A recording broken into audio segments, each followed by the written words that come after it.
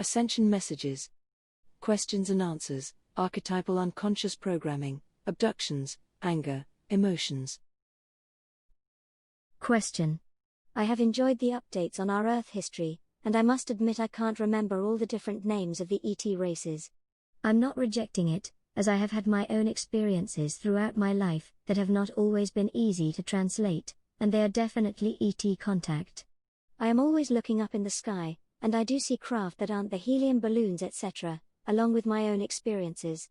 Why can't I remember more clearly my experiences, and why are the ETs not coming directly to me since I keep asking for it? Answer. On Earth today, and for many thousands of years, we have had a hierarchal structure where we have delegated authority throughout this period. We have consistently perceived realities through the eyes of hierarchy, where there has always been someone above us, and someone below us. This is very important for us to understand, as it is locked into our present-day human mass or collective conscious awareness, as well as the individual conscious awareness. This parental-styled archetype is an unconscious resistance that is locking humanity into a lower third-density reality on many levels. Understanding this archetypal unconscious resistance is of great importance, if our focus is to transcend this resistance in preparing ourselves for 5D ascension, and contact with other 5D species. When we have a consciousness that is not ego-driven, there will be much more unification between individuals, and of our human species where ideas are communicated more readily. It is the ego that keeps us individualized. Indeed, it is the ego that allows us to feel alone, within a highly populated world of over 7 billion humans. These barriers within our consciousness must be relinquished and healed. The barriers are both conscious and unconscious, and can be very strong with many individuals, or weaker with others. However, all human individuals have this fear within their consciousness somewhere. These barriers form the resistance to change, that hold us in these lower vibrational frequencies. Over the vast epoch of time, humankind has been routinely observed and abducted. During these abductions, many experiments and alterations have been made on a cellular level. These experiences have been very fearful, particularly for early humans in cultures and civilizations before our modern historical time. These experiences would have created great fear in the collective consciousness, as we evolve on our journey into sentience. From this early time, we have carried as a human race this dread or foreboding with ET contact. These contact memories usually cannot be consciously accessed by most human beings, indeed accessing this memory is very rare. However, this primitive fear acts as a knee-jerk response in the consciousness of humanity.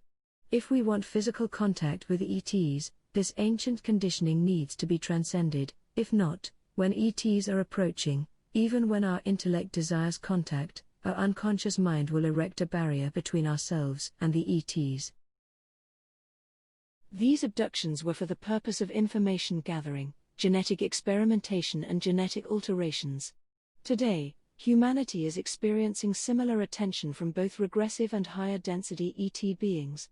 This contact is triggering the primitive fears within our collective consciousness, while gathering new trauma from the present times.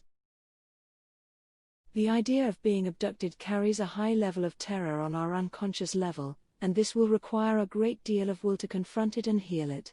Today we are having much benevolent contact with ETs, and the unconscious trauma is being triggered, preventing a positive outcome for the contact. In many cases, contrary to what the intellectual conscious mind is desiring, at an individual level if or when contact is entered, we enter a perpetual loop of emotional stress, creating the barrier that prevents a meaningful conscious exchange. As a humanity, one of our species' greatest fears is of the darkness and being captured. Some of these fears relate directly to the memories of being part of the food chain. Other memories relate to the time when we were taken by so-called superior beings. In the Western-style world, we have lost our sense of esoteric belief and magic. Through our constant reinforced beliefs in empirical scientific sciences have removed these components. Whereas the indigenous cultures of our planet, including the Aboriginals and the Native American Indians, have not lost their sense of magic and mystery. They have incorporated mysticism within their lives, that allows them to make more sense of their lives on their journey through to sentience. Importantly, this provides a balance between thought and emotion, and between physical and non-physical realities. This balance is missing from our Western mind, and that has caused us to retreat further into individuality. Becoming individualistic is not a positive direction within the evolutionary process, but a denial of who we truly are. So, part of this process on our evolutionary journey is to lessen our feeling of individuality. We must be willing to relinquish our individuality, confront our fears, and then create an entirely new construct of our consciousness.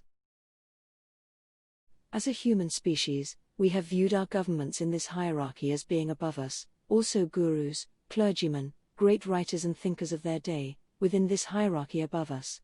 The constant perpetuation of this limiting belief within hierarchy has allowed us to alienate ourselves from our extraterrestrial cousins. Today, most humans, most of the time wishing for spiritual growth and higher density communication, perceive the ETs through the eyes of hierarchy. This perception prevents contact, spiritual growth, and deepens the unconscious trauma held in the collective and individual consciousness. Please pay attention to what is being said here. If we elevate our ET cousins, regressive or progressive in nature, we are preventing our own journey forward.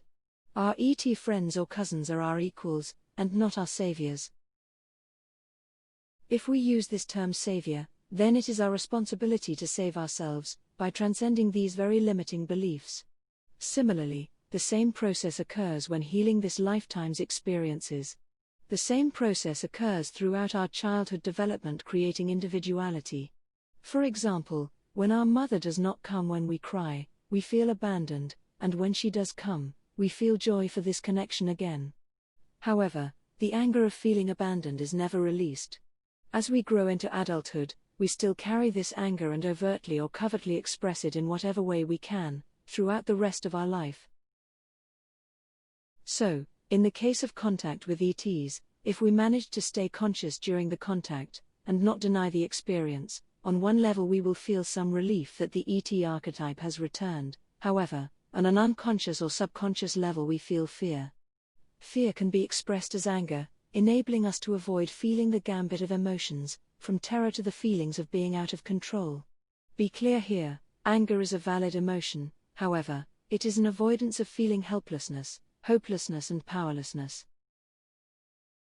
The greatest gift that you can give to humanity is the love of self. If we are in denial of our own feelings and emotions in the conscious, subconscious and unconscious levels of our mind, we are avoiding feeling our pain. This then represents an unloving act toward ourselves, by not taking responsibility for how we actually feel in these compartmentalized versions of our consciousness. As a humanity, our conscious mind is programmed in the aforementioned hierarchal archetype principle, whereby our ego, non-authentic self, thinks it is separate, and removed from the all that is consciousness, creating the individualized self. All the emotions from our pain, suffering, struggle and hardship in life, that cannot be dealt with at a subconscious or unconscious level is compartmentalized in our consciousness that avoids or denies the experience. However, the emotions of these experiences that have not been integrated into our conscious awareness, are locked into the energy matrix of our physical body. So the healing process is quite simple, it is simply feeling the feelings that are locked away, and have been designated too difficult to deal with from the previous mentioned archetypal childhood. Our ET cousins will not openly reach out and meet us in our full conscious awareness, until we have transcended this parental archetypal hierarchy, and adjusted our awareness to meet them on a common frequency. As explained above, the native Aboriginals and Native American Indians have their version of mystical connection, through an altered state of consciousness, that we have termed the alpha and theta state frequencies. Our ego operates on a beta state frequency, that is a very narrow bandwidth that is highly focused and adapted for the individuated consciousness. Our journey is to transcend the divisions of our mind. The conscious, subconscious and unconscious aspects of self are all required to operate as one unified frequency band, that works in cooperation and harmony on these various levels of frequency. Our ET friends can get very confused with our mixed messages. Our beta state frequency, very narrow bandwidth, perhaps 5% of our consciousness, logical rational mind, is saying I welcome this contact, while our delta state frequency, perhaps 80% of our unconsciousness, reflects the ancient and present archetypal programming of terror for contact, and is saying no to the contact, evoking the feelings of terror. Our theta state frequency, which we slip through usually very quickly falling asleep or waking up, is trying to deal with unresolved childhood, adolescent and adult experiences, is giving another confused message. Our alpha state, daydreaming state, that can be very creative, may be dealing with solving some day-to-day problems and usually dealing with a totally different topic. As you can see, we are putting out a very confusing message, the loudest of which is no, accompanied with feelings of terror, and this is the dominant frequency that we are actually emitting, fear. This is what the ET has in its focus. There are simple tools for transformation of consciousness that will relatively easily assist in transcending the compartmentalized aspects of our consciousness by releasing the emotions that trap us into these dominant low-frequency experiences. We can expand these concepts in another paper, 4 Steps to Empowerment. Tawana, Tawa, adventure with joy, with all its multiple meanings.